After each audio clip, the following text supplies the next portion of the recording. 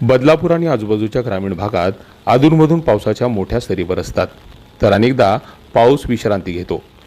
असं असताना देखील अनेकदा बदलापूर शहरातून वाहणाऱ्या उल्हास नदीची पाणी पातळी वाढत असते। बदलापूर शहरात जरी पाऊस पडला नाही तरी रायगड जिल्ह्यातील पडणाऱ्या मुसळधार पावसामुळे उल्हास नदीच्या पाण्याचा प्रवाह नेहमी वाढत असतो। आज उल्हास नदीची पाणी पातळी ही साधारण आहे, त्यामुळे नदीकाठच्या गावांना, तिथल्या गावकऱ्यांना आणि बदलापूर शहरातील नागरिकांना काळजी करण्याचं काहीही कारण नाही।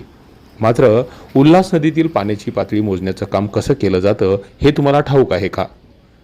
पाटबंधारे विभाग, पालिका आणि केंद्रीय जल आयोगामार्फत उल्हास नदीची पाणी पातळी ही दर तासाला मोजली जाते।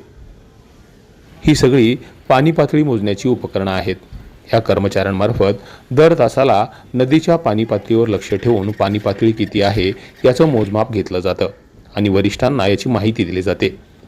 पाणी पातळी मोजण्यासंदर्भात असलेली ही उपकरणं पाण्यात सोडून पाणी पातळी मोजली जाते। सध्या उल्हास नदीची पाणी पातळी ही 3 मीटरच्या आसपास आहे, त्यामुळे काळजी करण्याचं काहीही कारण नाही। Public media, Badlapur.